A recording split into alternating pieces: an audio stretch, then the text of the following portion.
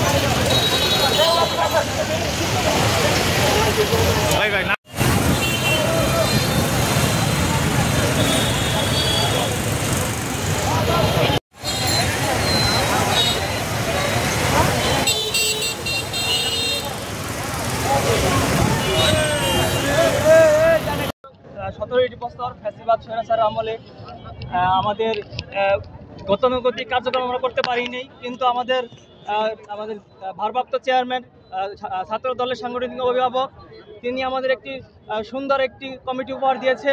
আমরা যাতে আগামীতে গণতন্ত্র পুনরুদ্ধারে একসাথে কাজ করতে পারি, দেশের জন্য কাজ করতে পারি। আমরা এই প্রত্যাশা করি যে আগামী দিনে সকলেই ধানের শীষে ভোট দেবেন এবং দেশের মানুষকে জনসেবা করার সুযোগ করে দেবেন, এ বলে আমার বক্তব্য শেষ করছি। আপনার সাথে একটু কথা বলি, একসাথে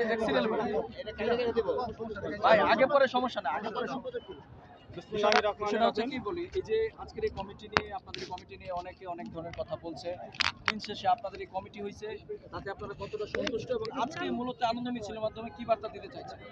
বিসমিল্লাহির রহমানির রহিম।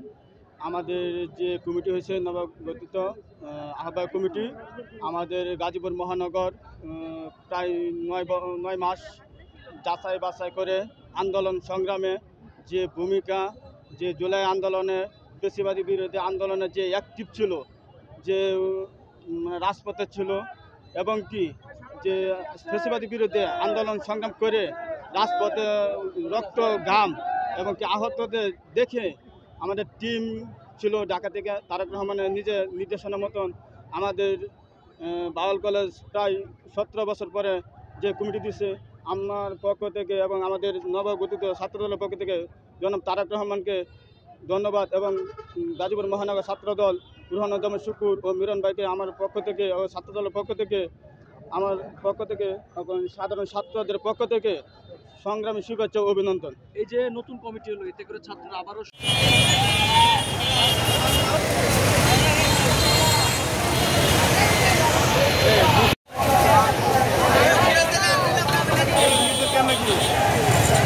ভাই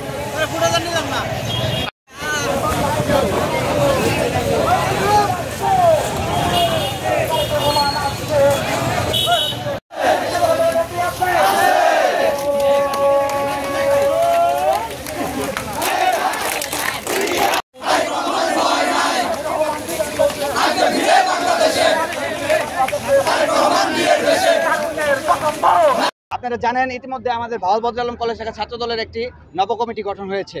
আমরা সেই কমিটির পক্ষে আজকে আমরা ভাওয়াল কলেজ শাখা ছাত্র দল প্রত্যেকটা মেম্বারকে নিয়ে আমরা এখানে সাধারণ শিক্ষার্থীদেরকে নিয়ে আমরা আমাদের আনন্দ মিছিল ও তারেক রহমানকে ধন্যবাদ জানানোর জন্য আমরা রাজপথে নেমেছি।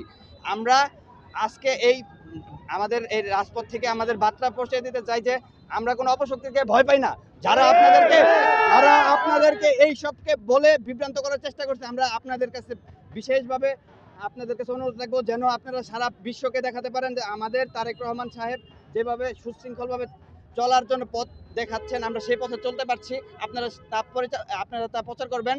এবং আমাদের সর্বোচ্চ নেতা তারেক রহমান সাহেব সেন্ট্রাল ছাত্রদলকে একটি টিম করে দিয়েছে, আমাদের মহানগর ছাত্রদল সেই টিমকে নিয়ে সর্বোচ্চ যাচাই বাছাই করে আমাদের কমিটি গঠন করেছে।